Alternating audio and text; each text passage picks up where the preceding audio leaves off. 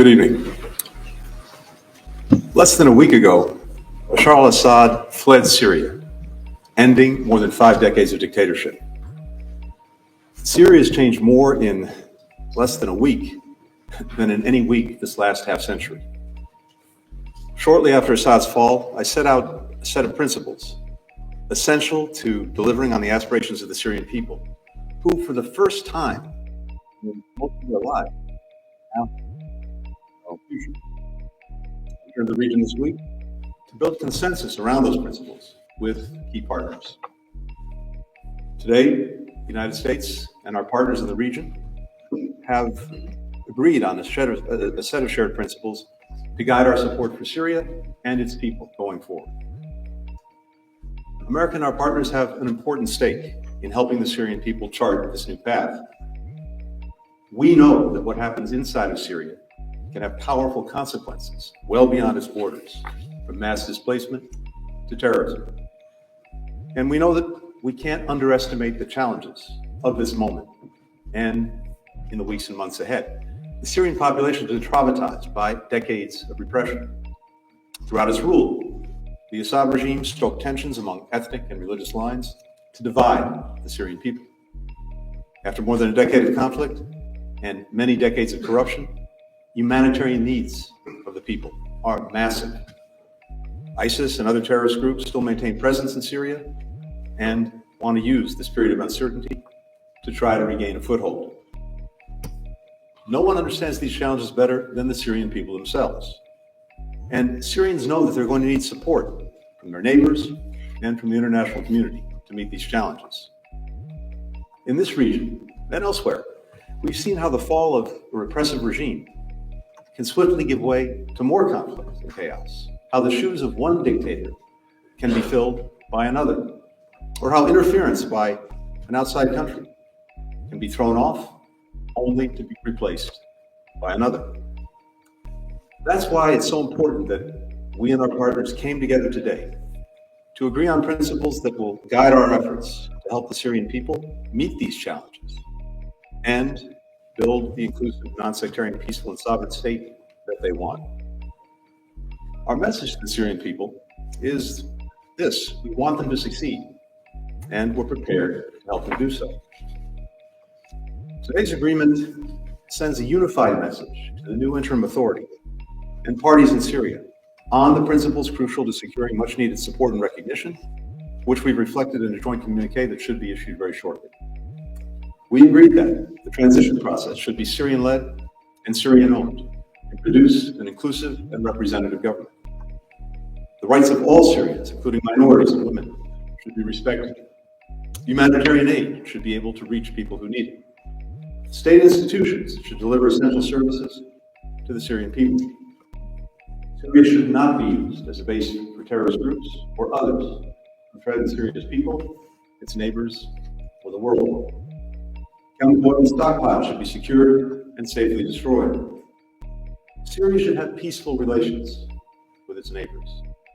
Relevant organizations should have access to facilities that can help determine the fate of missing Syrians and foreign nationals, and eventually hold abusers accountable. On this point, let me just add that the United States continues our own dogged, determined efforts to find American journalist Austin Tice and bring him home safely. Now, no one has any illusions about how challenging this time will be, but there's also something incredibly powerful: the Syrian people determined to break with the past and shape a better future. Look what we've seen over the past few days, what the world has seen. So many demonstrations of Syrians' commitment to build a different kind of nation, to embrace their newfound freedom, to choose national unity over narrow sectarian or ethnic interests. We see it in people who came out to mosques and public squares around Syria for Victory Day celebrations, including the thousands who packed into Damascus's Umayyad Mosque. We see it in the thousands of Syrian families of disappeared people trying to help one another find missing loved ones. We see it in the SDF raising the flag of the Syrian revolution. We see it in the local volunteer groups that have sprung up all throughout Syria to clean streets, to deliver bread and medicine to those in need. We hear it in the Syrians in the streets singing, "Hold your head high, you are a free Syrian." All of this was unthinkable just a week ago, and it does speak to the promise of this moment. We're determined to work with the Syrian people to shape a future that lives up to that promise. Today's agreement produced real progress toward that shared goal.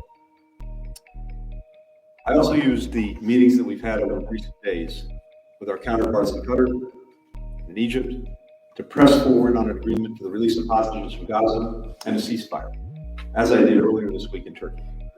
We continue to work relentlessly toward that goal. With that, I'm happy to take some questions. The first question goes to Jenny Hansel of CGN.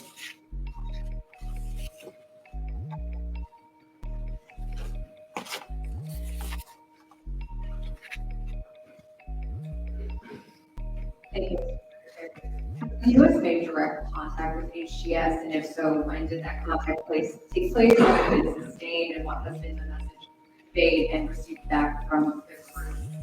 Has the U.S. confirmed any Russian military withdrawal from Syria at this point? Do you believe they should fully withdraw from the country? And then, if I may have news of the day, do you have any reaction to President Yoon's impeachment today? Thank you. Good. Thank you. Good. We got through three questions. Classic. First, yes, we've been in contact with HTS and with other parties. We have impressed upon everyone we've been in contact with the importance of find Austin Tice and bringing him home. And we've also shared the principles that I just laid out for our ongoing support, principles, again, that have now been adopted by countries throughout the region and well beyond. We communicated those. That's direct contact. That's direct contact, yes. With regard to Russian withdrawals, I can't comment on anything beyond what I've seen reported in the media. So certainly see stories showing withdrawals. Beyond that, I'd refer you to others in the administration. And on events in South Korea, President Yoon. Look, I think the most important thing is that the Republic of Korea has demonstrated its democratic resilience. We've seen it follow peacefully a process laid out in its constitution. And we're ready to work with President Han as he assumes office. Most important, we strongly support the Korean people. We strongly support the Ironclad Alliance that joins our two countries together, and it's done so much over the last few years. The next question is by Rubina with Jordan TV. Thank you, Mr. Secretary. The closing statement called the necessity of standing by the Syrian people and providing them with the assistance for the leaders. What will the United States offer for the Syrians? Thank you. As I mentioned, the needs are very significant in Syria, and they've built up over a long period of time. And in fact, it's gotten even more complicated now for reasons I'll get to.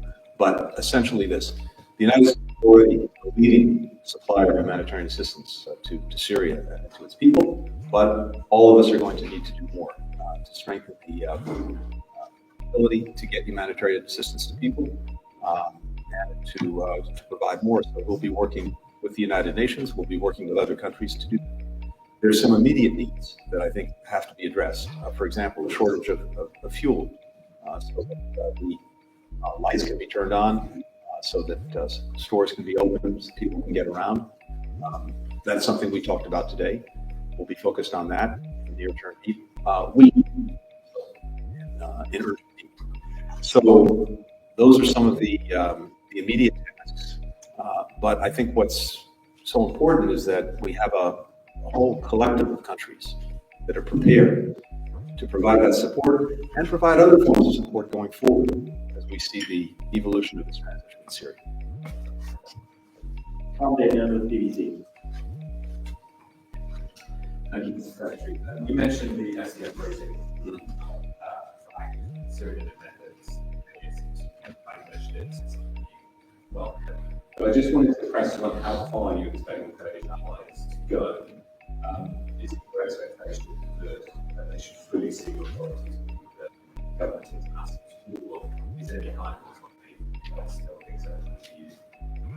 then on Gaza, Turkey yesterday, you expressed optimism for hostage deal. But while the war goes on, so is devastation. Told reports that there were 18 people killed, 55 people yesterday. Now, back in May, you said after a major airstrike that Israel was making what you described as that was 7 months ago. So as the US arms this military action, what is your assessment of the strategy now? What is going on? Is it anything beyond applying pressure to Hamas? Is there anything negotiating? And if it is Hamas,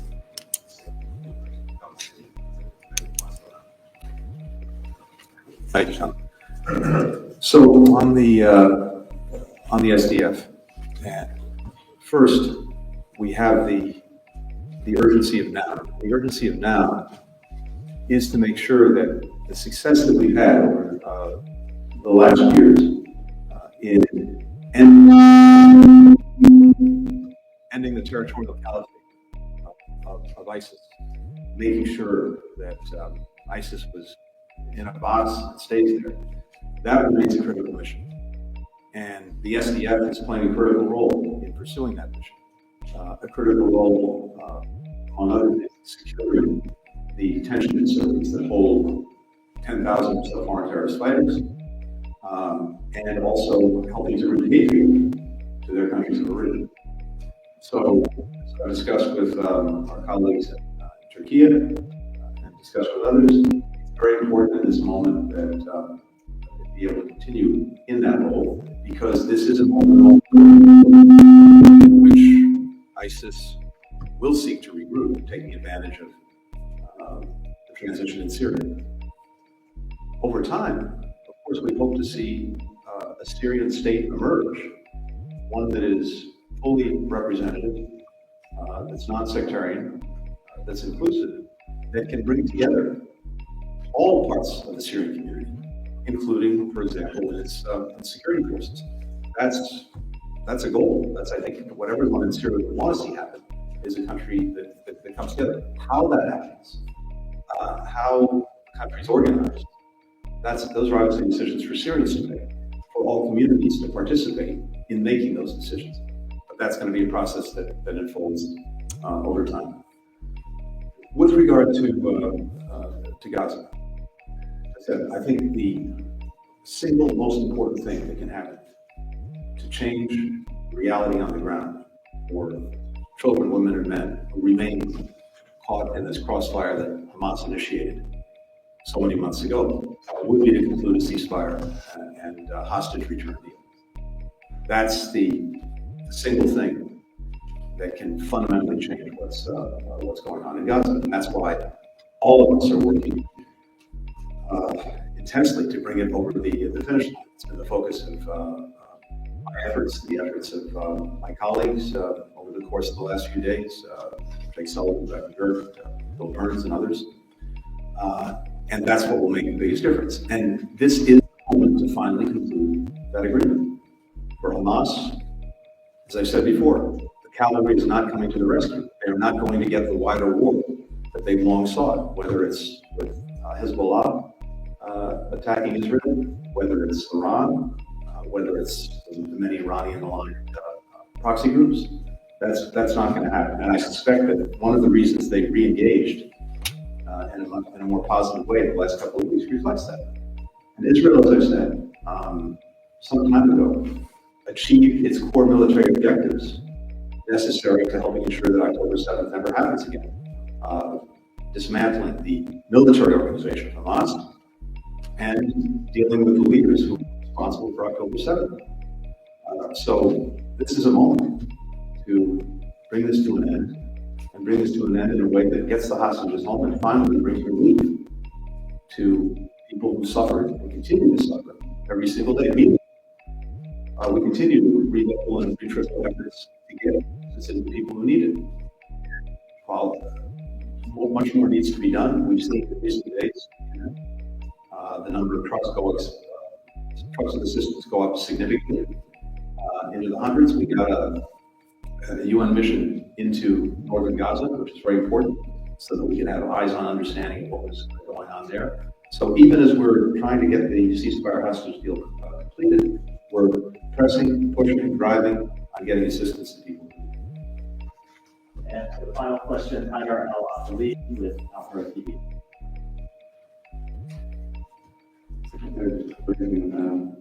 What is the transition of Syrian language to earn the trust of the United States and to hope that the United States realize the act of Caesar after the fall of the regime? Thank you. Thank you.